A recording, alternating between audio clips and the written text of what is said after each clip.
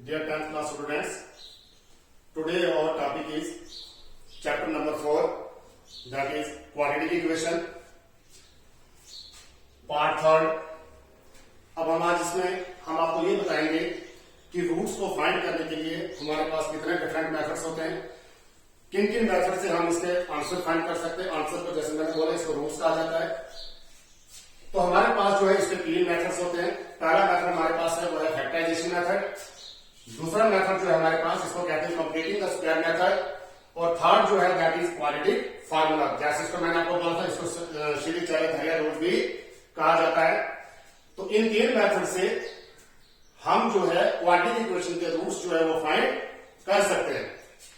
अब हम आगे जाकर इनको डिस्कस करेंगे अलग अलग से कि कैसे हम फैक्टराइजेशन मेथड से रूट्स फाइंड करेंगे, कैसे हम कंप्लीटिंग द स्क्वायर मेथड से हम इसके रूट्स फाइंड करेंगे, और कैसे हम क्वाड्रेटिक फार्मूले से इसके रूट्स जो है फाइंड करेंगे।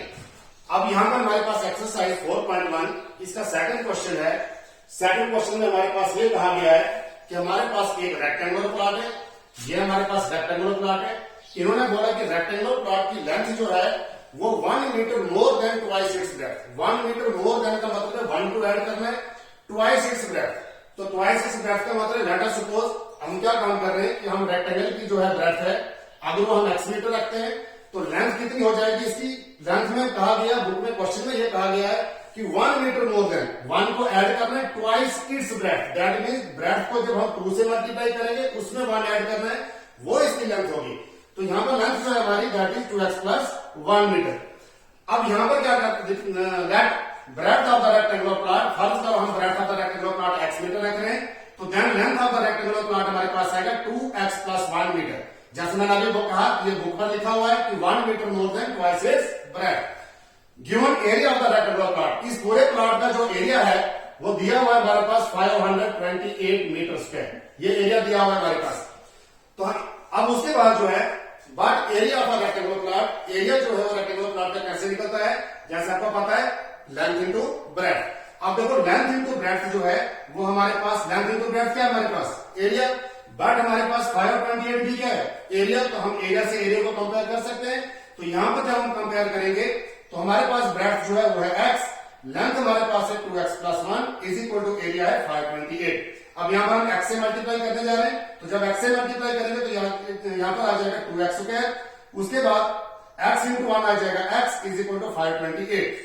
अब यहां पर क्या काम करेंगे 2x स्क्वायर प्लस x, अब यहां पर हम ट्रांसपोज कर रहे हैं इसको, ये 528 है, जब इसको हम लेफ्ट साइड पे लाएंगे तो ये हो जाएगा हमारे पास माइनस 528, तो राइट साइड हो गई 0। अब जैसे मैंने आपको बोला क्वाड्रेटिक फार्मूला कल मैंने डिस्कस करवाया था आपको कि क्वाड्रेटिक फार्मूले में ये हमारे पास जो है ये a होता है कोफिशिएंट ऑफ x पे, उसके बाद कोफिशिएंट ऑफ x। देखो coefficient of x that means x जो है x के साथ कोई भी कांस्टेंट टर्म नहीं है, तो दैट मींस ये 1 होगा। तो a आ गया हमारा 2, b आ गया हमारा 1, और कांस्टेंट दैट इज c आ गया हमारे पास 528। तो कल मैंने आपको ये भी कहा था कि डिस्क्रिमिनेंट जो है, डिस्क्रिमिनेंट कैसे निकलता है, ये इसको हम b से डिनोट करते हैं, ये होता है b स्क्वायर माइनस 4ac। अब discriminant is equal to b square हमारे पास यहाँ पर 1 का स्क्वायर है, तो आएगा 1 का स्क्वायर माइनस 4 इंटू a आ गया हमारे पास 2 इंटू c आ गया हमारे पास माइनस 528। अब discriminant equals to 1 minus into minus जो है ये होगा प्लस, 4 2 8 को हम मल्टीप्लाई जब 528 से करेंगे तो हमारे पास जो है ये आता है 4224। जब 4224 में 1 ऐड करेंगे तो हमारे पास आएगा 4225। 4225 जो है ये 65 का स्क्वायर है, 65 का स्क्वायर का मतलब है 65 को जब हम 2 बार मल्टीप्लाई करेंगे तो हमारे पास जो है वो 4225 के इक्वल आता है। तो यहां से हम क्या काम करेंगे, हो गया 65 का स्क्वायर ग्रेटर देन 0। देखो कल मैंने आपको 3 कंडीशन बताई थी कि अगर जब आपका डिस्क्रिमिनेंट ग्रेटर देन 0 होगा तो हमारे रूट्स उस वक्त रियल एंड अनइक्वल होते हैं। ये भी कहा था कि अगर जब आपका डिस्क्रिमिनेंट जो है अगर वो 0 के इक्वल आता है तो आपके रूट्स जो है वो रियल एंड इक्वल होते हैं। और तीसरा मैंने ये बताया था आपको कि अगर आपका डिस्क्रिमिनेंट जो है अगर वो लेस देन 0 से है तो then there is no real roots. तो यहाँ पर पहली कंडीशन आ रही है, आपका डिस्क्रिमिनेंट जो है वो ग्रेटर देन 0 से आ रहा है, तो इसका मतलब हमारे रूट्स जो हैं they are real and unequal. अगर रूट्स रियल एंड अनइक्वल हैं तो फिर हम उसके रूट्स को कैसे फाइंड करते हैं, रूट्स को फाइंड करने के लिए हम क्वाड्रेटिक फार्मूला अप्लाई करते हैं। तो हमारे पास क्वाड्रेटिक फार्मूला जो है वो है हमारे पास x is equal to minus B plus minus under root D, D का मतलब हो गया डिस्क्रिमिनेंट अपॉन 2a। ये फार्मूला जो है हमारा दैट इज क्वाड्रेटिक फार्मूला। ये हम कब अप्लाई करते हैं? ये एक ही कंडीशन में हम अप्लाई करते हैं जब हमारा डिस्क्रिमिनेंट जो है वो ग्रेटर देन 0 होगा।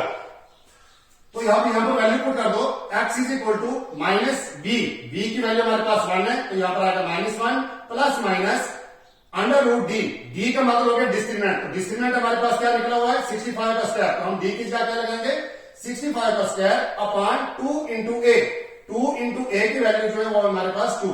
अब यहां पर x is equal to -1 plus minus 65 divided by 2 into 2 that is 4। तो x इक्वल्स टू -1 प्लस, अब देखो यहां पर प्लस और माइनस का ये रोल होता है कि एक बार आपने दोनों टर्म्स को ऐड करना होता है और दूसरी बार आपको दोनों टर्म्स को सब्ट्रैक्ट करना होता है। तो देखो पहले हम क्या काम कर रहे हैं -1 प्लस 65 डिवाइडेड बाई 4 और नेक्स्ट हम क्या कर रहे हैं -1, अब इसको हम -65 डिवाइडेड बाई 4। तो x is equal to 65 -1 that is 64 upon 4 and -1 and -65, minus की वैल्यू जो है ये प्लस होती है, -65 और -1 जो आ गया ये आ गया -66 अपॉन 4।